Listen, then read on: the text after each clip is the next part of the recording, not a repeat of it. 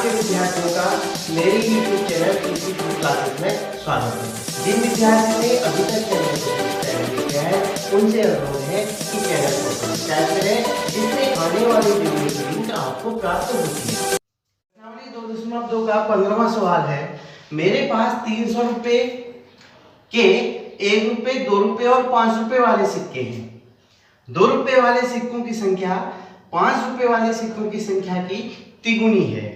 सिक्कों की कुल संख्या 160 है। मेरे पास प्रत्येक प्रकार के कितने सिक्के हैं? कुल रुपए है 300, वो 1 रुपए, 2 रुपए और 5 रुपए के सिक्के के रूप में है।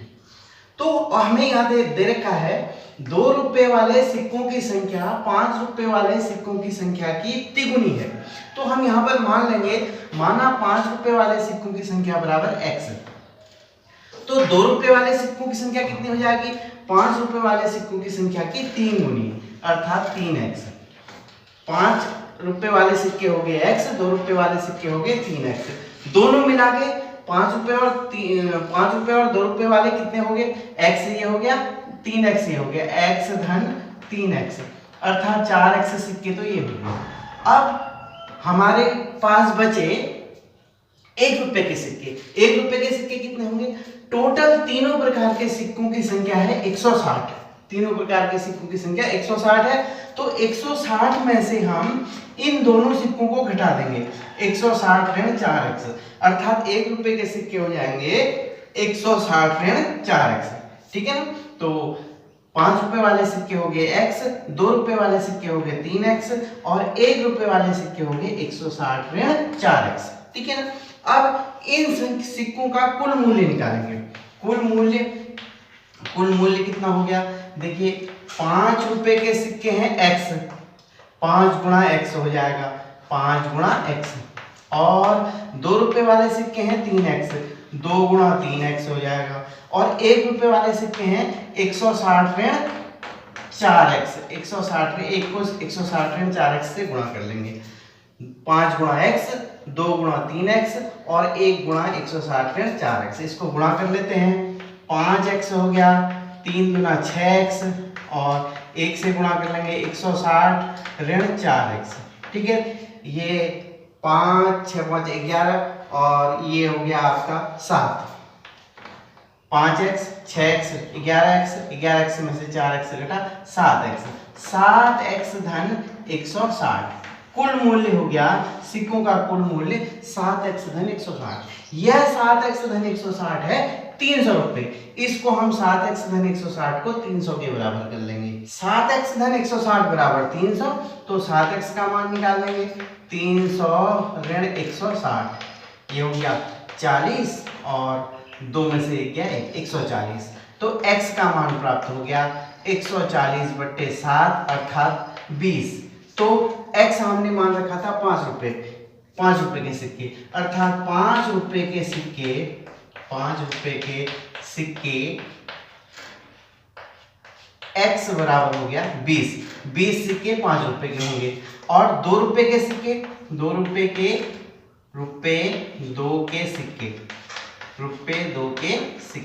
के सिक्के कितने हैं? 3x, क्योंकि 2 रुपए के सिक्के 5 रुपए के सिक्कों की संख्या के 3 गुने हैं अर्थात 3x। 3 गुणा 20, 60 सिक्के होंगे 2 रुपए वाले, 60 सिक्के 2 रुपए वाले। अब 1 रुपए के सिक्के, 1 रुपए के सिक्के बराबर कुल सिक्के हैं 160। 160 में से 60 ये कम हो गए और 20 ये कम हो गए, 60 और 20 80। तो 160 में से 80 घटा देंगे, ये हो गए 80 सिक्के। 80 सिक्के 1 रुपए के और 2 रुपए के सिक्के 5 रुपए के सिक्के 20, 2 रुपए के सिक्के 60 और 1 रुपए के सिक्के 80। अब आप इनको चेक भी कर सकते हो। 1 रुपए के सिक्के 80 है तो 80 रुपए 1 रुपए के सिक्कों का मूल्य हो गया। 2 रुपए के सिक्के हैं 60, 60 दूनी 120, 120 रुपए हो गए 2 रुपए के। और 5 रुपए के हैं 20, 20 पंचे 100, 100 रुपए हो गए 5 रुपए वाले सिक्कों के। ये देखिए ये मिला के कितना आ रहा है? 300। यही तो था हमारे पास, कुल रुपए कितने थे? 300। 2.2 का अंतिम सवाल 16वां प्रश्न है।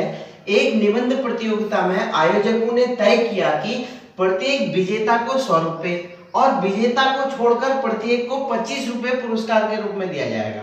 ठीक है, विजेता को तो 100 रुपए देना है, उसके बाद जो भी बच गए उनको 25 रुपए के हिसाब से दिया जाएगा। यदि पुरस्कार में 3000 रुपए खर्च की गई, पुरस्कार में खर्च की गई धनराशि है 3000 रुपए और कुल 63 प्रतिभागियों में विजेताओं की संख्या बताइए। प्रतिभागी कुल है 63, कुल 63 प्रतिभागी थे। अब विजेता कितने थे? माना विजेताओं की संख्या बराबर x, विजेता जो जीतने वाले हैं निबंध प्रतियोगिता में वो हमने x मान लिए, तो शेष कितने बच गए? शेष प्रतिभागी हो गए, क्योंकि कुल 63 है, 63 में से x तो जीत गए, 63 ऋण x शेष प्रतिभागी। अब देखिए विजेताओं को देना है 100 रुपए और अन्य को देना है 25 रुपए के हिसाब से। तो विजेता x है, एक को मिलेगा 100 रुपए, तो x है तो x गुणा 100 हो गया, x गुणा 100। ठीक है, ये विजेताओं को तो 100x रुपए मिल जाएगा। अब शेष को मिलना है 25 रुपए के हिसाब से। शेष है 63 ऋण x, कितने लोग हैं 63 ऋण x, और इनको 25 रुपए के हिसाब से मिलना है, 25 रुपए के हिसाब से। और लेकिन हमारे पास पैसा कितना था, कितना खर्च किया? 3000 रुपए खर्च किया, कुल 3000 खर्च किया, इसको हम 3000 के बराबर कर लेंगे। ठीक है, ये हो गया 100x और ये हो गया 25 तिया 75, 25 छक 150, 157 ये हो गया, और ऋण 25x बराबर 3000। ठीक है, अब देखिए 100x में से 25x घटा 75x हो गया, 75x बराबर 3000 ऋण 1575, 1575 को उधर साइड भेज देंगे, तो ये 10 में से 5 गया 5, 9 में से 7 गया 2, और 9 में से 5 गया 4, और 2 में से 1 गया 1, 1425। 75x बराबर 1425, यहाँ से x का मान निकाल लेते हैं। 75x बराबर 1425, तो यहाँ से x का मान निकाल लेते हैं।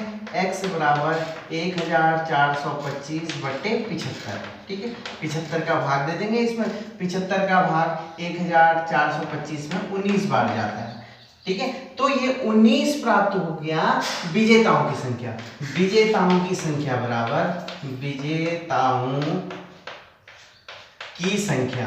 विजेताओं की संख्या हो गई x अर्थात 19। अब जो शेष प्रतिभागी थे, शेष प्रतिभागी कितने होंगे? शेष प्रतिभागी होंगे 63, कुल 63 है, 63 में से 19 घटा दीजिए, ये हो गया 13 में से 9 गया 4, और 5 में से 1 गया 4, 44। ठीक है, तो ये शेष प्रतिभागी 44 और विजेता 19। आप चेक भी कर सकते हो, 19 लोगों को तो 1900 रुपये मिलेंगे, 19 लोगों को 1900 रुपये मिलेंगे, और 44 जो बच गए उनको 25 रुपये के हिसाब से मिलेंगे। 44 गुणा 25, 25 चक्को 100, 25 चक्को 100 और 10 110, ये देखिए 2 1 10, 2 1 3, तो 3000 रुपये। क्लियर हो गया? इसका मतलब विजेताओं की संख्या जो हमें ज्ञात करनी थी वो है 19। विद्यार्थियों, आपको वीडियो कैसी लगी कमेंट बॉक्स में अवश्य लिखिएगा। वीडियो अच्छी लगने पर अपने दोस्तों के साथ शेयर अवश्य कीजिएगा।